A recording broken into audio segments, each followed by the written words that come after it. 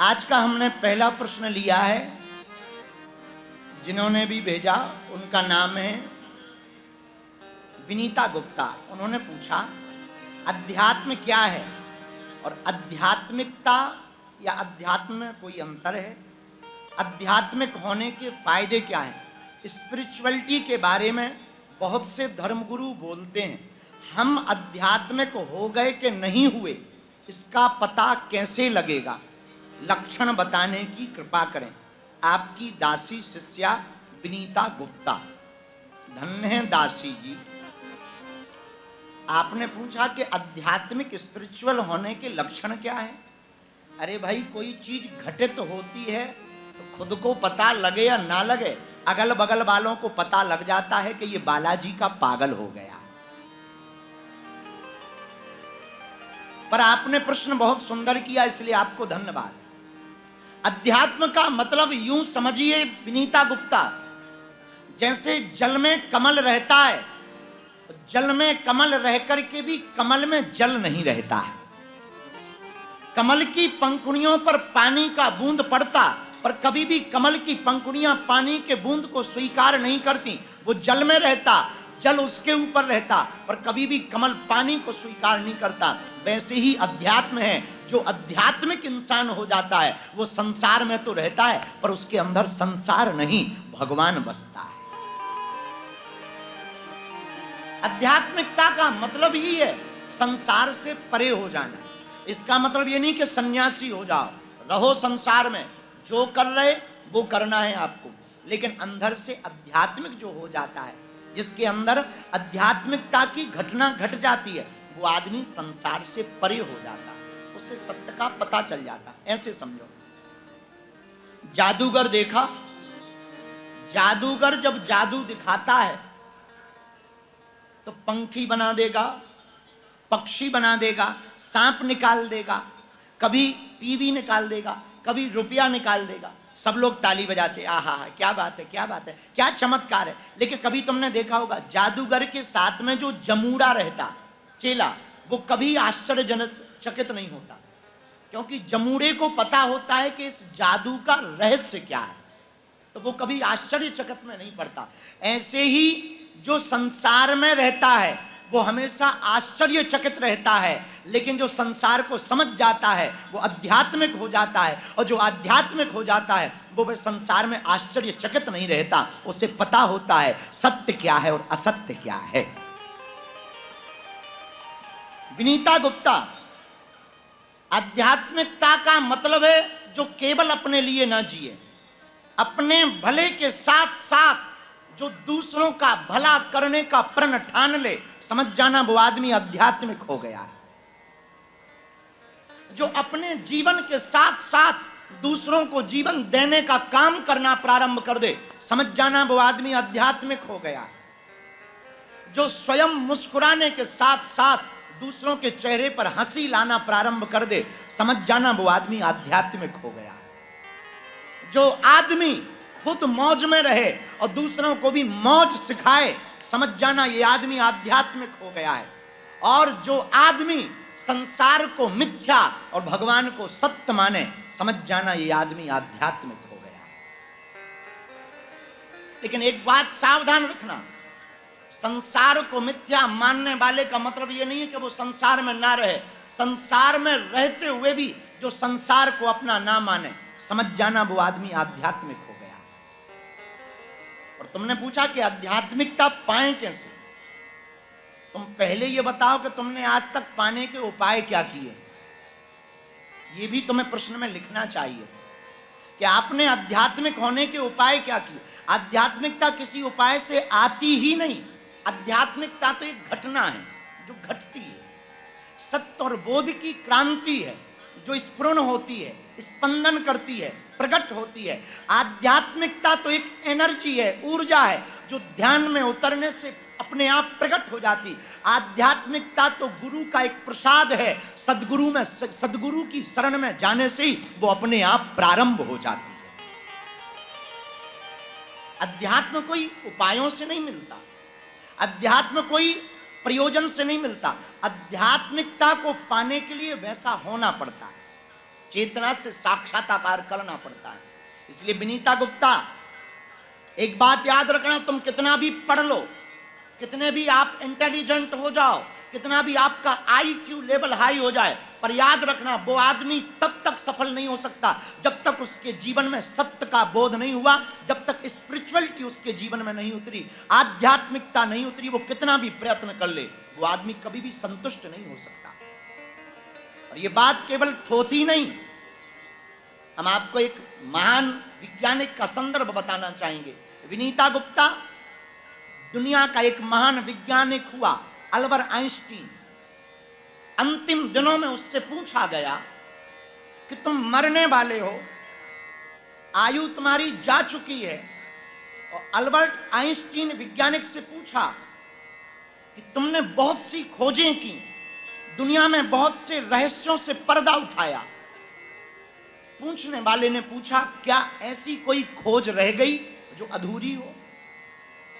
ऐसा कोई रिसर्च रह गया जो बाकी हो? ऐसा कोई तथ्य रह गया जिसको तुम जान ना पाए हो? अल्बर्ट आइंस्टीन कुछ देर के लिए चुप हो गया और गंभीर मुद्रा में बोला कि यस, मैं मरने जा रहा हूं, पर एक खोज मेरी बाकी रह गई, एक तथ्य मेरा बाकी रह गया जिसको मैं कभी खोज नहीं पाया, जिसको मैं कभी जान नहीं पाया।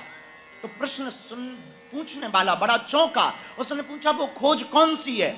मुस्कुराता हुआ अल्बर्ट आइंस्टीन कहता है, मैं आज तक ये नहीं जान पाया, जिस शक्ति की बल पर मैंने इतनी खोजें की हैं, मैं उस शक्ति के बारे में नहीं खोज पाया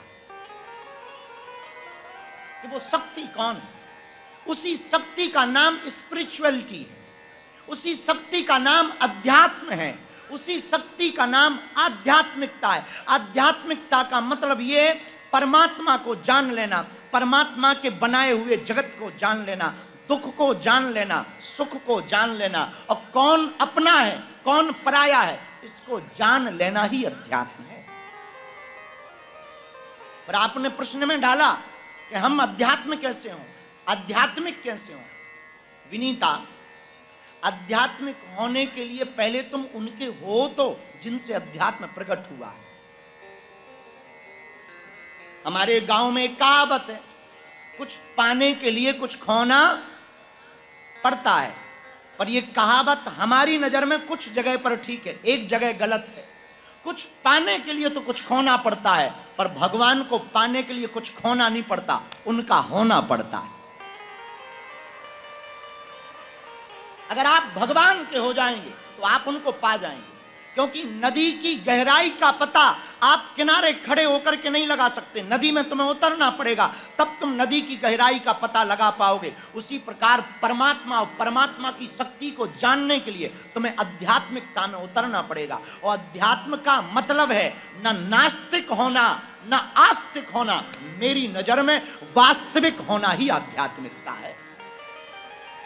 बहुत से लोग नास्तिक होते हैं, एथिस्ट होते हैं, बहुत से लोग आस्तिक होते हैं, वो कहते हैं ये नास्तिक है, कोई कहता है ये आस्तिक है। बहुत से लोगों को बुरा लगेगा, आस्तिकों को भी हमारी बात का बुरा लग सकता है कि आप धर्म विरोधी हैं। मैं प्रार्थना करूं, धर्म का मतलब ही वास्तविकता। इसलिए भारत के लोगों, ना तुम नास्तिक बनो ना तुम आस्तिक बनो, दिल्ली के लोगों तुम्हें जीने का मजा लेना है, तुम वास्तविक बनो। अगर तुम वास्तविक बनोगे तो हम ये वादे के साथ कह सकते, दावे के साथ कह सकते कि तुम शुद्ध आध्यात्मिक हो जाओगे। आज का आदमी इसलिए परेशान है क्योंकि वो जो है वो दिखना नहीं चाहता, और जो नहीं है वो दिखना चाहता। खर्चा सबसे ज्यादा किस बात का आदमी का? वो महंगे महंगे शौक हैं ही इसलिए दुनिया को दिखाने के लिए। आपके ये बड़े बड़े मकान, आप एक कमरे में भी रह सकते, पर ये बड़े मकान का सपना भी अपने अहंकार को पुष्ट करने का है। आप दुनिया को दिखाना चाहते कि देख मेरा मकान। महंगी गाड़ी लेने के पीछे भी कारण यही है, तुम दुनिया को दिखाना चाहते, देख मेरी गाड़ी। आप जितने भी शौक पाल रहे वो दुनिया को दिखाने के लिए पाल रहे, और जिस दिन तुम वास्तविक हो जाओगे उस दिन तुम्हारी जिंदगी में वो घटना घटेगी, वो क्रांति घटेगी कि ना तुम नास्तिक रहोगे ना तुम आस्तिक रहोगे। तुम अगर वास्तविक रहोगे तो ही तुम प्रभु के नजदीक रहोगे। एक संदर्भ और हम तुमको विनीता गुप्ता देना चाहते हैं। दुनिया का एक महान मुक्केबाज आदमी हुआ माइक टाइसन। माइक टाइसन झोपड़ी में पैदा हुआ, करोड़ों अरबों डॉलर उसने कमाए, 100 कमरों का उसने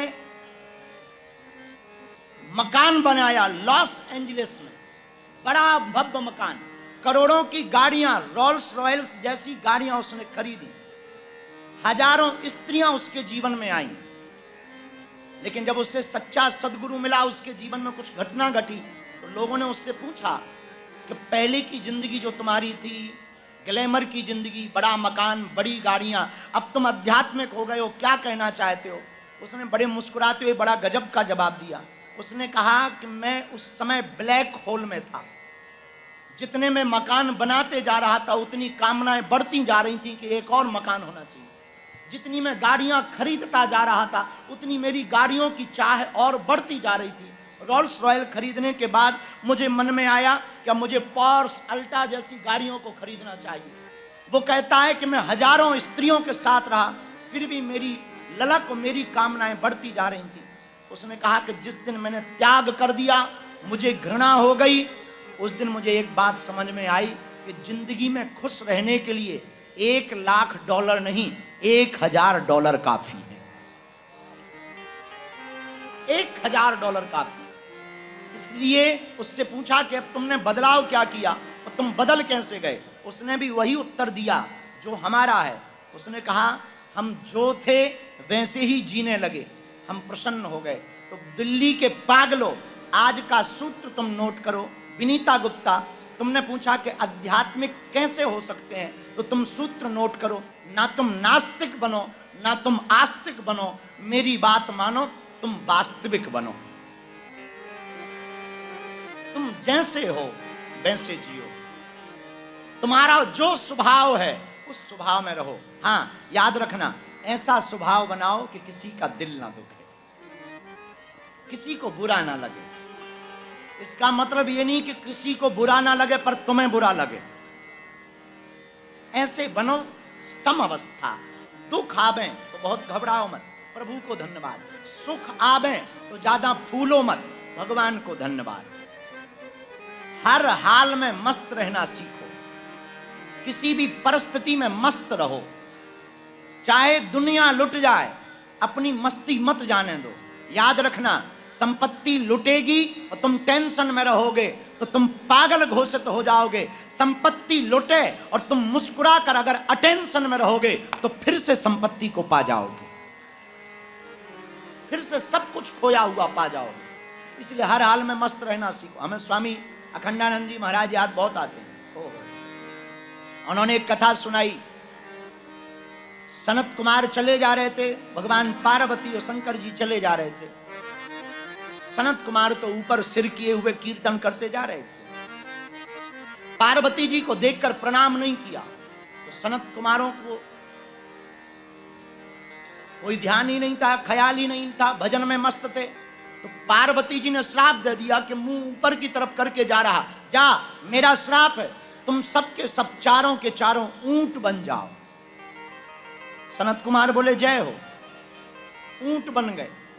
2-3 साल बाद पार्वती को ध्यान आया कि हमने सनत कुमारों को ऊंट बना दिया, जरा देखें कैसे हैं। तो पार्वती जी गईं और ऊंट बने हुए सनत कुमारों से पूछा, हाउ फील, कैसा अनुभव कर पा रहे हो? मुस्कुराते हुए सनत कुमार बोले बहुत मजे में है। तो पार्वती जी चौंक गई कि ऊंट बनने के बाद भी तुम मजे में हो? सनत कुमार बोले बहुत मजे में है। बोले क्यों? सनत कुमार बोले मां, पहले हम सनत कुमार थे, अब उमा कुमार हो गए, हम मजे में। पार्वती जी ने बोली ये कोई लॉजिक नहीं है मजे में रहने का, कोई और कारण बताओ। सनत कुमार बोले मां, हम मजे में हैं। क्यों? बोले पहले भिक्षा मांग कर खाना पड़ता था, जब से ऊंट बन गए चाहे जहां मुंह ऊपर करो खा लो पत्तियां।